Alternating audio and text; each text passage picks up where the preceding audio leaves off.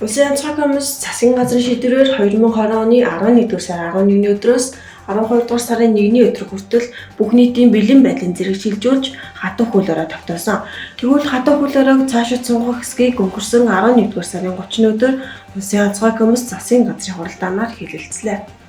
Хуралдаанаар хөл хорионы дэглэмийг Улаанбаатар, Сэлэнг, Архангай аймагт 2020 оны 11-р сарын 11-ний 6 цаг хүртэл бүх нийтийн бэлэн байдал хатуу хууль өрөөг 10 хоногийн хугацаанд сунгах шийдвэрийг гаргалаа. Харин халдвар гараагүй аймагуд бүх нийтийн бэлэн байдлын зэрэглэлийг бууруулж амжигаас хамгаалах өндөржүүлсэн бэлэн байдлын горимд 12 дахь сарын 1-ний өдрөөс шилжүүлэхээр болжээ.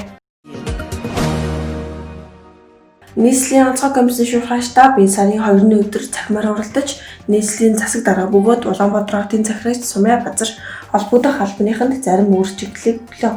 Улсын онцгой комиссоос улс заяар тогтоосон бэлэн байдлын зэрэг бууруулсан ч нийслэл Улаанбаатар хот болон Сэлэнг, Архангай аймагт бэлэн байдлын зэрэг буураагүй хөл хорой хэвээр өргөлжиж буг тэрбээр онцоллоо. Улсын онцгой комиссоос өмнө хязгаарлалтад үл хамаарч байсан чиглэлийг хэрэгжүүлэгч байгууллагууд дээр нэмээд боловсруулах үйлдвэрлэл, банк санхүү, хүрэлтийн үйлчилгээний үйл ажиллагааг нээж байгаа. Уг шийдвэрийг гаргасан хуралдааны үеэр мөн шар айраг, дарс зэрэг алкоголын түвшин багтаа зөөлөн өсөх дурлагундааг худалдаанд гарах талаар засгийн газрын зарим гишүүдийн түвшинд өндөгцсөн. Гэтэл иргэдийн дундын талаар шийдвэр гарсан гэх ойлголт үүсэж байсан юм. Тэгвэл нийслэлийн цагдаагийн газраас хөл хорионы хугацаанд гэмтэргийн шинжтэй дуудлага өнгөрсөн оны үеэс 65% буурсан, үүн дотор гэр бүлийн хүч хэрхээлийн шинжтэй дуудлага 39%-аар, согтууруулах шинжтэй дуудлага 71%-аар буурсан гэх мэдээллийг нийслэлийн онцгой комиссийн шуурхай штабын хуралдааны үеэр өглөө. Харин энэ үеэр нийслэлийн засаг дарга бөгөөд Улаанбаатар хотын захирагч Сумья Базар Улаанбаатар хот болон бэлэн байдлын зэрэг буураагүй цар тахлын өндөр эрсдэлтэй хатуу хөл хорой хэвээр байгаа учраас согтууруулах ундаатай холбоотой ямар нэгэн шийдвэр гараагүй хэмээлээ. COVID-19 цар тахлын халдвараас урьдчилан сэргийлэх улс даяар бүх нийтийн бэлэн байдлын зэрэг шилжсэнтэй холбогдуулан Улаанбаатар хотод хөл хорионд саатаад байсан иргэдийг баасан гарагаас эхлэн Хүннүвэйр, Air Mongolia хотоодын агаарын дэвлэгч компаниуд тээвэрлэж эхэллээ. Ингэснээр 2020 оны 12 дугаар сарын 4-ний өдрийн байдлаар буян тухайн олон улсын нисэх буудлаас хотоодын 4 нислэг үзлэгдэж байна. Буян тухайн олон улсын нисэх буудлын хувьд байнгын бэлэн байдал 24 цагийн тасралтгүй үйл ажиллагаа явуулж цар тахлын халдвараас урьдчилан сэргийлэх зорилгоор хариуцлагад халдвар гүйцэлтийг тогтмол хийсээр байна. Улсын хурлын чуулганы хуралдаанаар Монгол Улсын засгийн газар, Япон улсын хамтын ажиллагааны байгууллагын хоорондын COVID-19 цар тахлын эсрэг хариу арга хэмжээний даралтай тусламжийн зээлийн хэлэлцээрийг сойрхон батлах тухай хуулийн төслийг хэлэлцлээ.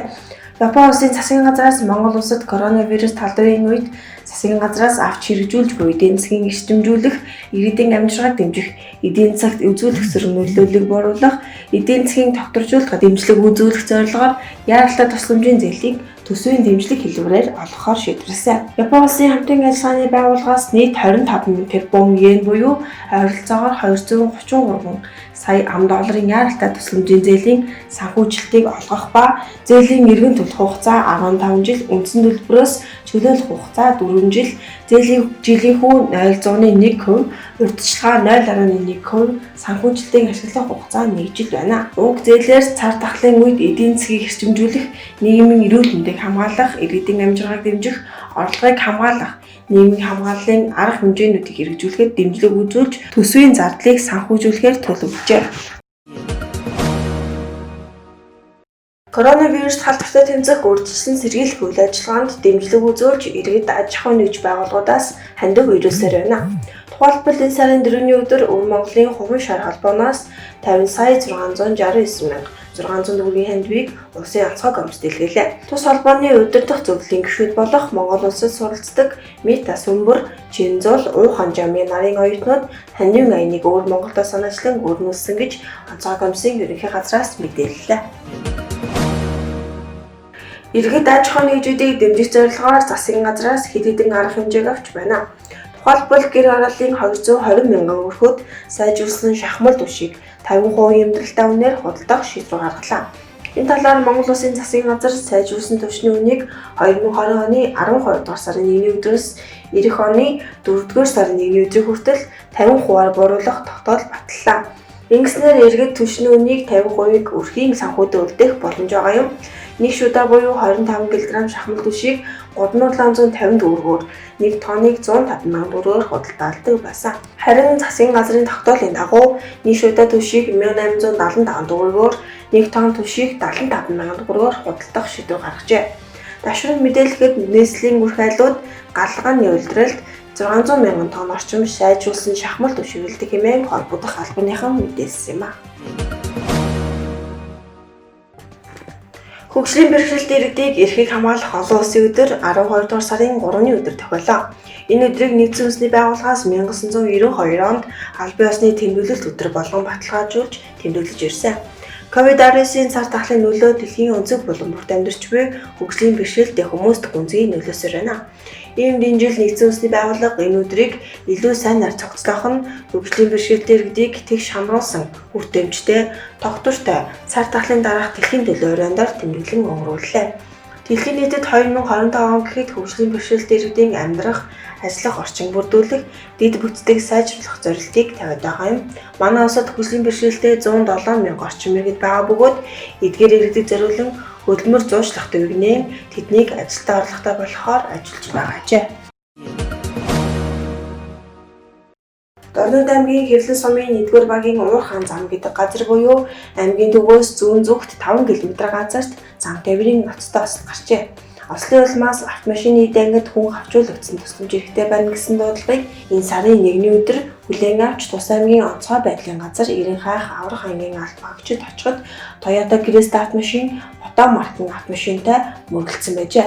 Харамсалтай нь судлын автомашины жолооч 19 настай залуу болон 17 настай эрэгтэй хүүхэд нар автомашины төмөр хязд тавьжуулагдсан нас барсныг алт багчид 4 цаг 30 минут ажиллан цогцыг гарган цагдаагийн байгууллагад шилжүүлэн өгчээ. Тэд Дорнод аймгийн Хэвлэн сумын харьяат хүүхдүүд байжээ. Монгол Улсын ерөнхий сайдын зөвлөлийн төрийн ордон тохироноос энэ сарын 4-ний өглөө хяналтын камерыг илрүүлжээ. Уг камерыг сүлжээний утсан донд байрлуулсан байсан хэмээн их сурвалжийн мэдээлэл байгаамаа. Гүнчлэн интернетээр холбогдсон асаас удирдах боломжтой камер байсан хэмээн мэдээлсэн юм а. Уг хэргийг харьяаллын дагуу төрийн тусгай хамгаалтын газар болон тагнуулын байгууллага шалгаж байгаа юм. Тус хэрэг засгийн газрын хэрэг эрхлэх газрын мэдээллийн технологийн хэлтсийн ажилтан шалгаж эхэлжээ.